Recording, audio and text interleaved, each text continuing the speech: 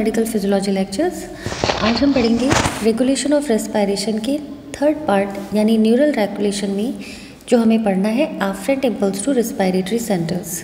ठीक है, इससे पहले हम मेडुलरी कंट्रोल पढ़ चुके हैं, इससे पहले पॉन्टाइन रेस्पिरेटरी सेंटर्स पढ़ चुके हैं। अब आता है कि आफ्रेंट इम्पल्स टू रेस्पिरेटरी सेंटर्स यानी मेडुला और पॉन्ट्स में यानी रेस्पिरेटरी सेंटर्स में जाने वाले आफ्रेंट इम्पल्स के बारे में। तो अगर चैप्टर समझ में आए, अच्छा लगे, so please like and subscribe my channel. इसमें कई बार full question afferent impulse to respiratory centres पे पूछ लिया जाता है। बहुत सारे एमसीक्यूज़ और वाइवा वॉइस क्वेश्चंस बनते हैं और अलग से ही कुछ रिफ्लेक्स मैकेनिज्म शॉर्ट नोट्स में पूछ ली जाती हैं। तो अगर हम पूरा चैप्टर अच्छे से समझ जाए तो कोई सा भी पॉइंट हो हम अच्छे से क्लियर आउट कर सकते हैं। So let's start the topic. Afferent impulse को कुछ ग्रुप्स में डिवाइड किया गया। पहला होता है वो ग्रुप जो कि हायर सेंटर से आता है।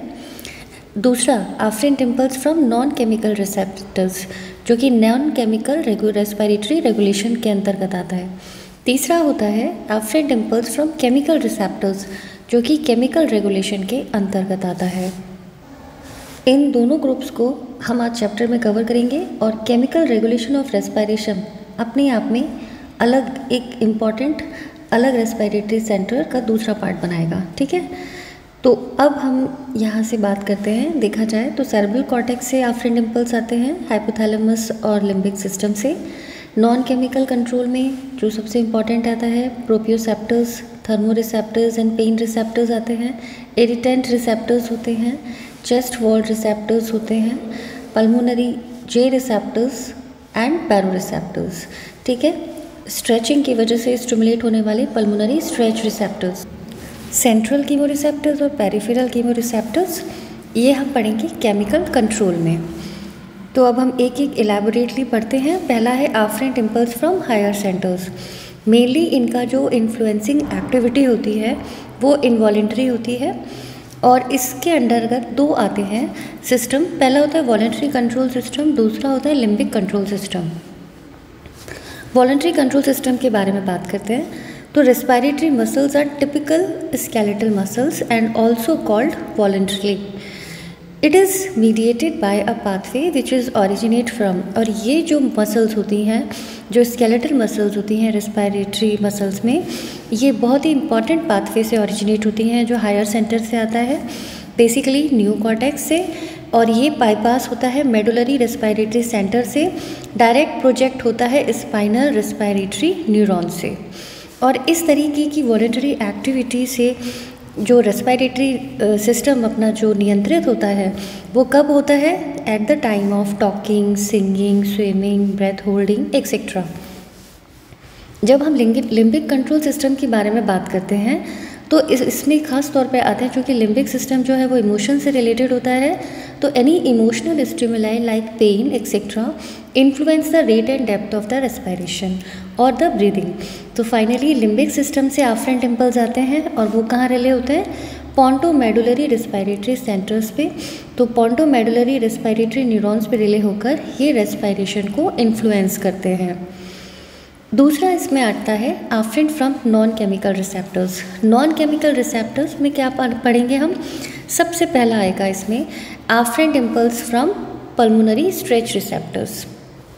इसे हेयरिंग ब्यूरर रिफ्लेक्स भी बोलते हैं और इस पर कई बार शॉर्ट नोट भी आता है, ध्यान रखिएगा। तो ये बहुत इंपॉर्टेंट शॉर्ट नोट है। It is the first example of negative feedback. इसमें क्या होता है? इन्फ्लेशन ऑफ लंग, यानी जब लंग्स इंस्पायर होता है तो इन्फ्लेट हो जाता है, एयर अंदर आती है। ठीक है, then inhibit output of phrenic motor neurons, और ये जो रिफ्लेक्स मैकेनिज्म होती है इससे फ्रेनिक नर्व्स जो है उनके आउटपुट पे नेगेटिव इम्पैक्ट होता है और project lung from over inflation, और लंग्स को ओवर इन्फ्लेट होने से रोकता है। यानी जितना नॉर्मल टाइडल रेस्पिरेशन में ज़रूरत है उतना ही उसको इन्फ्लेट होने देता है। तो ये मैकेनिज्म आगे फॉलो कैसे होती है ये देखते हैं।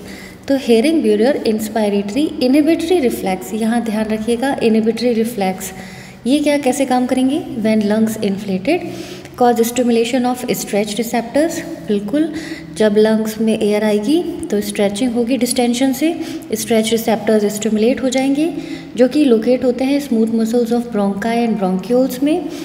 आफ्रेंट्स are carried through the vagi to pontomedullary centre. अब ये स्ट्रेच रिसेप्टर स्टिमुलेट हो गए, ठीक है। यहाँ से ये कहाँ जाएंगे, पॉन्स और मेडुला में, और पॉन्स और मेडुला में जाके किसके थ्रू जाएंगे, with the help of vagi, and finally inhibit respiration. इसकी इम्पॉर्टेंस क्या है, क्या खास बात है इस चीज़ की कि ये कंट्रोल करता है tidal volume during apnoea in human infants. तो सबसे ज़्यादा इम्पॉर्टेंस इनकी छोटे ह्यूमन के बच्चों में देखने को मिलती है। जो छोटे बच्चे होते हैं उनमें यूपनिया यानी नॉर्मल टाइडल वॉल्यूम को बनाए रखने में, नॉर्मल क्वाइट रेस्पिरेटरी ब्रीदिंग के टाइम पे ये बहुत इंपॉर्टेंट होते हैं। एडल्ट में इस तरीके के रिफ्लेक्स का कोई बहुत ज़्यादा रोल नहीं होता, ये बल्कि वीक होते हैं, लेकिन ये तब इनिशिएट होते हैं जब किसी भी वजह से टाइडल वॉल्यूम जो है वो 1 से 1.5 लीटर तक हो जाए। नॉर्मल कितनी होती है, 500 ml, ठीक है। जब ये 1 से 1.5 लीटर के अबव पहुंच जाती है तब ये रिसेप्टर्स स्टिमुलेट हो जाते हैं और रेस्पिरेशन को इनहिबिट करते हैं। किस में, एडल्ट्स में। ये बहुत इंपॉर्टेंट MCQ क्वेश्चंस बनते हैं, ध्यान रखिएगा। नेक्स्ट आता है afferent impulse from J receptors. अब ये जे रिसेप्टर्स कौन से होते हैं, सबसे पहले बात करेंगे कि ये किसने डिस्कवर्ड किए थे। इंडियन साइंटिस्ट थे A.S. पेंटेल 1954 में। जे रिसेप्टर्स इन्हें क्यों बोलते हैं, इनका पूरा नाम क्या है, जक्स्ट्रा पल्मोनरी कैपिलरी रिसेप्टर्स, क्योंकि ये बहुत ही क्लोज रिलेटेडली लोकेटेड होते हैं पल्मोनरी कैपिलरीज के। So juxta means just to the pulmonary capillaries. इनके क्या इंपॉर्टेंट फीचर्स होते हैं, ये unmyelinated vagal afferent nerve endings होते हैं, C टाइप फाइबर्स होते हैं। Sensitive to increase in interstitial fluid, किस वजह से ये सेंसिटिव होते हैं, अगर इंटरस्टिशियल फ्लूइड में अमाउंट ज़्यादा हो जाता है, कंटेंट ज़्यादा हो जाता है, कहाँ पे, between capillary endothelium and alveolar endothelium, क्योंकि ये इनके बीच में ही प्रेजेंट होते हैं। तो ये कैपिलरी एंडोथेलियम है, ये एल्व्यूलर एंडोथेलियम है, ठीक है सपोज, और ये इंटरस्टिशियल स्पेस है, यहाँ जे रिसेप्टर्स है। तो जे रिसेप्टर्स में जब कंटेंट या इंटरस्टिशियल फ्लूइड में ज़्यादा हो जाता है उस कंडीशन में ये सेंसिटिव हो जाते हैं। और किस तरीके की कंडीशन होती है जब ये स्टिमुलेट हो जाते हैं, ये बहुत इंपॉर्टेंट है, ध्यान रखिएगा। ये आगे आपको मेडिसिन, रेस्पिरेटरी मेडिसिन में भी आप पढ़ोगे, फाइनल ईयर मेडिसिन में भी आप पढ़ोगे। So this is due to pulmonary congestion, pulmonary oedema, pneumonia, hyper inflation of lungs and micro embolism in pulmonary capillaries. तो ये पॉइंट्स अच्छे से याद कर लीजिएगा कि जे रिसेप्टर्स किसकी वजह से स्टिमुलेट होते हैं, जिससे इंटरस्टिशियल फ्लूइड कंटेंट जो है वो बढ़ जाता है, क्योंकि ये इस कंडीशन में मोर सेंसिटिव हो जाते हैं। तो जे रिफ्लेक्स रिस्पॉन्स आता है, तो जब ये स्टिमुलेट हुए तो जे रिफ्लेक्स रिस्पॉन्स आया, और ये किससे कैरेक्टराइज होता है, बाय एपनिया। एपनिया यानी stoppage of breathing, followed by tachypnoea, जिसका मतलब होता है rapid and shallow breathing, bradycardia, hypotension and weakness of skeletal muscles. इसमें थर्ड आफ्रेंट इम्पल्सेस में आते हैं इरिटेंट रिसेप्टर्स। जैसा कि इनके नाम से मालूम चलता है, किसी भी वजह से जब ये इरिटेट स्टिमुलेट हो जाते हैं इरिटेंट की वजह से, इसी वजह से इनका नाम इरिटेंट रिसेप्टर्स पड़ा।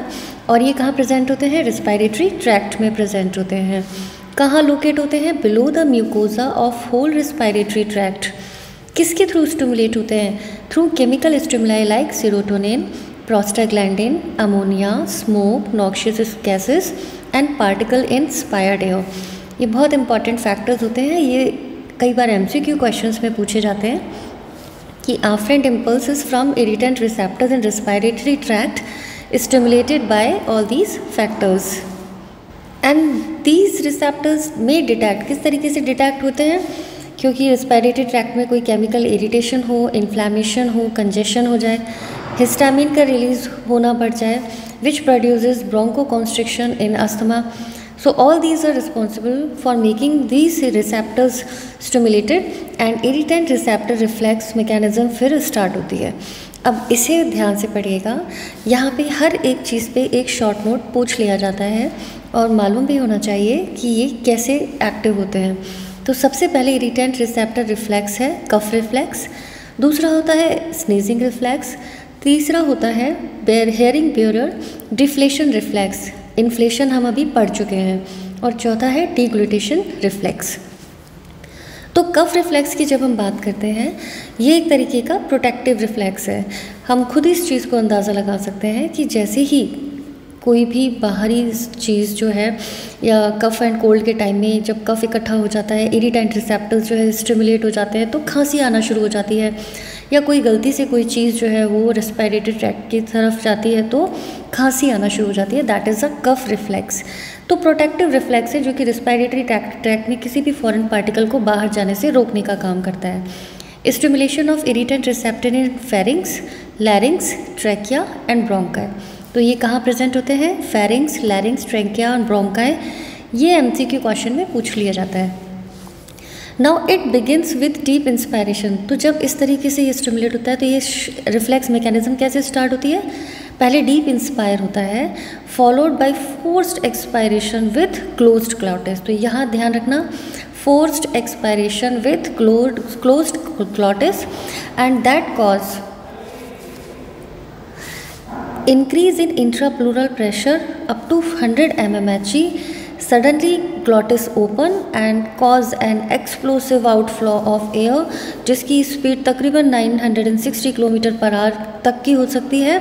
Finally irritant expelled out of the respiratory tract, और जो भी इरिटेंट फॉरेन पार्टिकल है वो रेस्पिरेटरी ट्रैक्ट के थ्रू खांसी के ज़ोर के प्रभाव से बाहर निकाल दिया जाता है, और ये एक प्रोटेक्टिव मैकेनिज्म है, प्रोटेक्टिव रिफ्लेक्स है। स्नीजिंग रिफ्लेक्स की बात करते हैं, ये भी एक प्रोटेक्टिव रिफ्लेक्स है, स्टिमुलेटेड बाय इरिटेंट रिसेप्टर्स इन नेजल म्यूकोजा।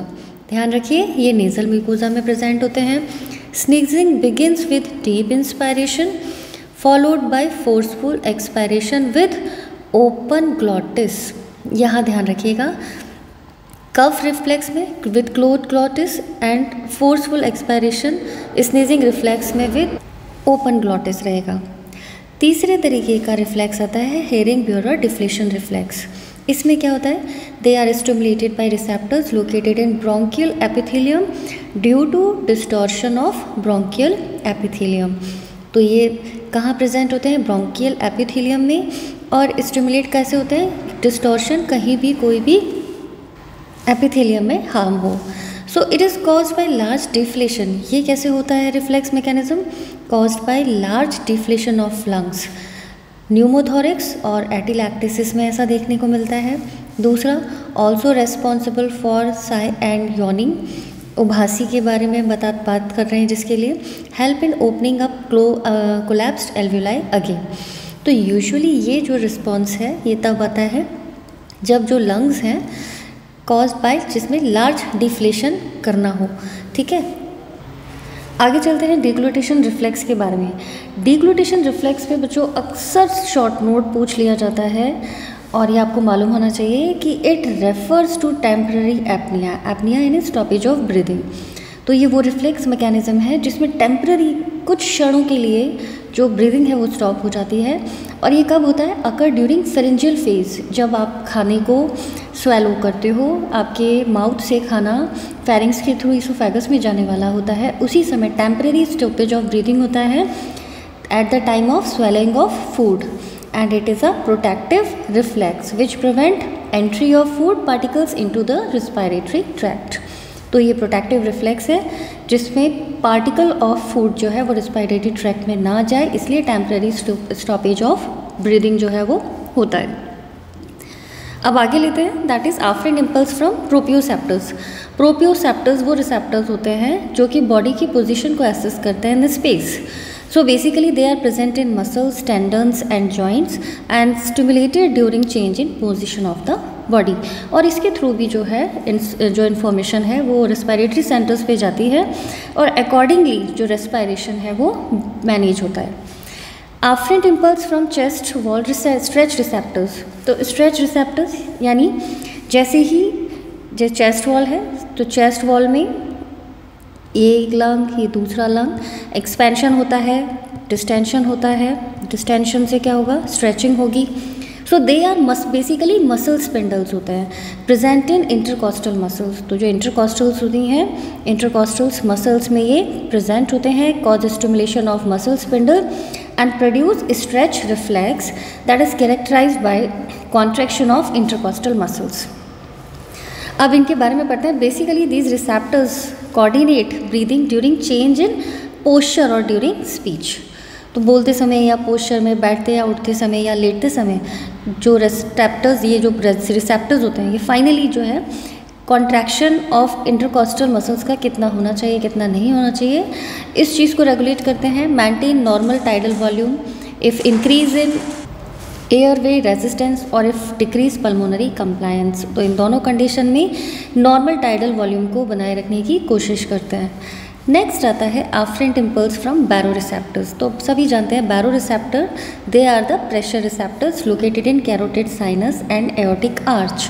तो ये कार्डियोवैस्कुलर सिस्टम में हम आपको पूरा पढ़ाएंगे, पर ध्यान रखिए इसका क्या रिलेशन होता है। Stimulated by increase in arterial blood pressure, ठीक है। Impulse from baro receptor relay on respiratory centre and cause inhibition of respiration. तो बैरो रिसेप्टर्स जब स्टिमुलेट हो जाते हैं तो फ्यू सेकंड्स के लिए जो है इनहिबिशन ऑफ रेस्पिरेशन होता है and that are assessed by presence of pressure. Next is afferent impulse from thermoreceptors. Thermo का मतलब होता है temperature. Stimulated by change in body temperature when there is increase in temperature cause stimulation of warm receptor and impulse. और जो impulse होते हैं वो somatic afferent nerves के थ्रू कन्वे होते हैं सेरेब्रल कॉर्टेक्स में, और वहाँ से ये स्टिमुलेट करते हैं रेस्पिरेटरी सेंटर्स को, जो कि प्रोड्यूस करते हैं हाइपर वेंटिलेशन। हाइपर वेंटिलेशन से कुछ अमाउंट ऑफ हीट जो है एक्सपायर्ड एयर के थ्रू कम कर दी, बाहर निकाल दी जाती है। So this is the role of thermoreceptors. So this is all about the neural regulation afferent impulse to respiratory centres.